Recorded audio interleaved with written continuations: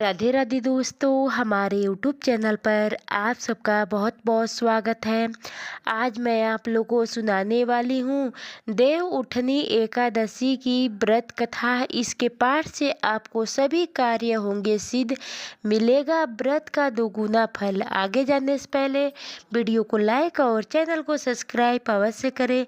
देव उठनी एकादशी पर भगवान विष्णु की विधि विधान से पूजा करके उनको जगाया जाता है। इस दिन उनकी प्रिय चीजें जैसे सिंगड़ा, गन्ना, शकरकंदी, मूली और केले के फल का भोग लगाया जाता है।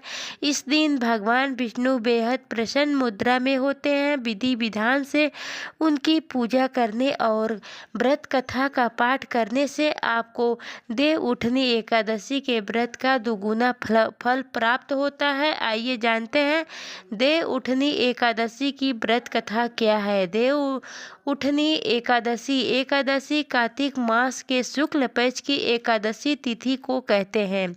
इस दिन भगवान विष्णु के साथ समस्त देवता गण 4 महीने की निद्रा के बाद जागृत होते हैं और सृष्टि का कार्यभार संभालते हैं। इस दिन भगवान विष्णु की विधि विधान से पूजा की जाती है और उनकी प्रिय वस्तु का भोग लगाया जाता है। इसके साथ ही पूजा में देव उठनी एकादशी की व्रत कथा का पाठ किया जाता है। इसका पाठ करने से आपको भगवान विष्णु का आशीर्वाद मिलेगा, साथ ही आपको व्रत का दुगुना फल प्राप्त होगा। आइए देखते हैं देव उठनी एकादशी का व्रत कथा क्या है। देव उठनी एकादशी की पहली व्रत कथा। एक राजा के राज्य में सभी लोग एकादशी का व्रत रखते थे। वहाँ की प्रजा, नौकर चाकरों से लेकर पशु तक को एकादशी के दिन अन्न नहीं दिया जाता था। एक दिन किसी दूसरे राज्य का एक व्यक्ति राजा के पास आकर बोला, महाराज कृपा करके मुझे नौकरी पर रख लें।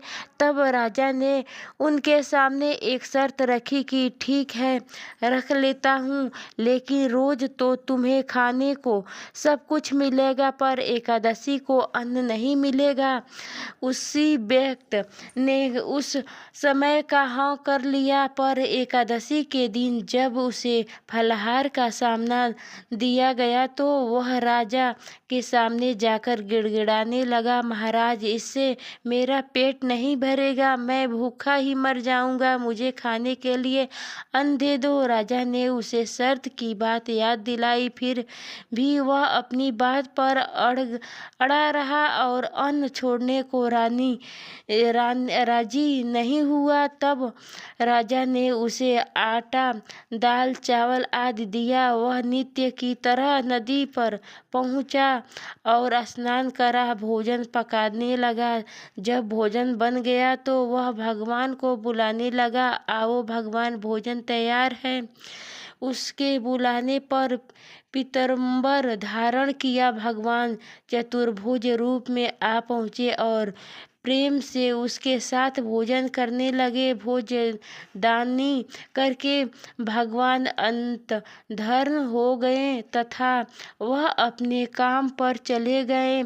15 दिन बाद अगली एकादशी को वह राजा से कहने लगे कि महाराज मुझे दुगुना सामान दीजिए। उस दिन तो मैं भूखा ही रह गया।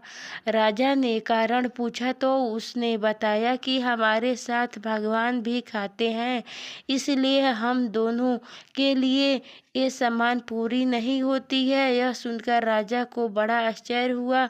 वह बोला, मैं नहीं मान सकता कि भगवान तुम्हारे साथ खाते हैं। मैं तो इतना व्रत रखता हूँ, पूजा करता हूँ, पर भगवान ने मुझे कभी भी दर्शन नहीं दिया। राजा की बात सुनकर वह बोला, महाराज यदि विश्राम ना हो तो साथ चलकर देख लें।